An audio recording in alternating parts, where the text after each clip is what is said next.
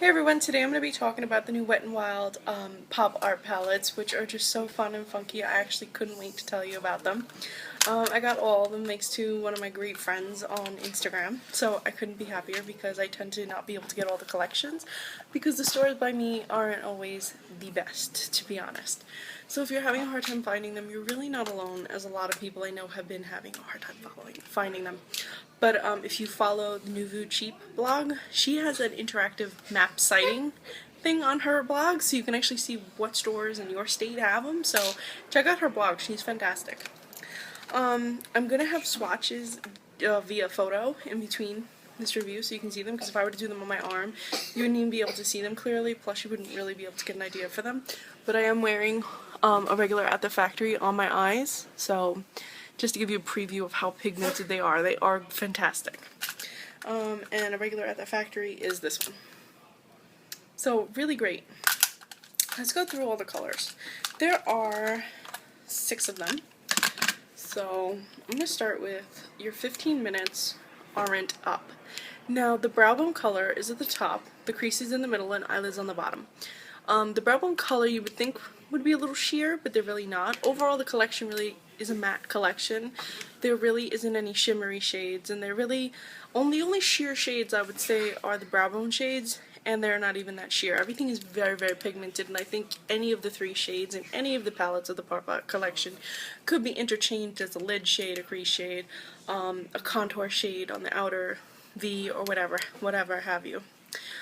Each one comes with 2 little mini brushes. One's a actual little brush, and one's a sponge brush. I don't recommend using either one of them. I would just use a dense brush if you can, and pat on the color over primer. That works the best. That's what I did. If you sweep it across really fast, you're not going to get the pigmentation that you want.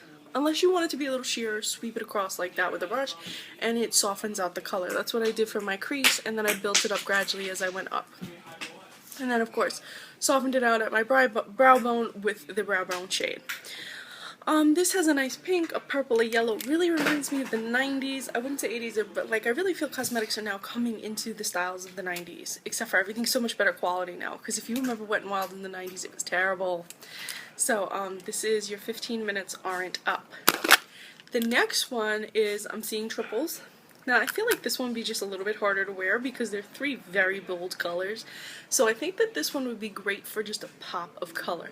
Like maybe do the green on your lid, blend out to the blue in the middle, and maybe just line the lower lash line a little bit with the pink, and top it off maybe with some berry mascara from the new Maybelline bright color mascara collection. I think that that would be really pretty.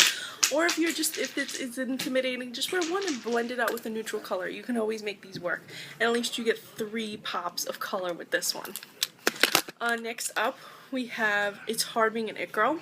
I feel this palette is a little bit more wearable because you have a sheer pink, a blue, and then a neutral yellow based taupe or beige.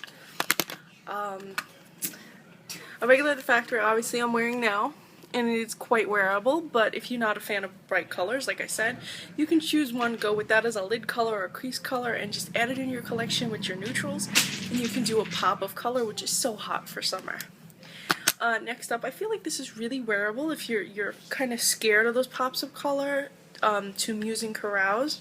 I feel like this color combination has been done and done and done again, and you can't really go wrong with like an orange based, like an orange neutral and a brown and then a blue. You can really get a nice neutral look going on with just that pop of that sky blue. So you kind of have it all in this one. So if you're going to try any of them and you really veer towards the safe side, pick up to Muse and Carouse. It might really suit what you're looking for. And the most daring of them all, that I feel like, yes, there was tons of pops of color, and a lot of them were very daring for a lot of people. But I feel like this is the most daring. 3's a Party. Because you have your dark black, well, black is dark. You have your red, which isn't a typical eyeshadow color that you see very often. And you have your white, and each one is extremely pigmented, like none of them are sheer. So you have your bright white, your bright red, and your bright black. I don't even know if I can wear this one, to be honest. I think I might do like a smoky eye and just line the bottom with red, but even for me that feels like so it borders on gothic. So if you lean a little bit gothic, more dark, this will be perfect for you. And if not, if you've been looking for a drugstore brand red eyeshadow to do sunset looks, like if you combined it with the orange and a yellow, or if you just wanted something really funky, I think Three's a Party would be really fun to pick up. So here we go. Here's some swatches. Enjoy them.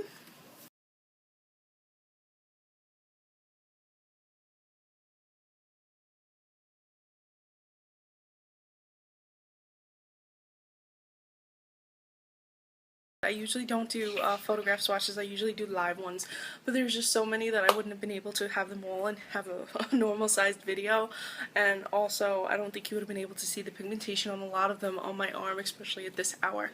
So I hope you found this video helpful, and I hope you find them. Like I said, follow Nouveau Cheap. She really has that interactive siding map, and a lot of people on Instagram are finding them at Walgreens. So check your local Walgreens. I heard that people aren't having luck in Walmart, so maybe stick to the Walgreens.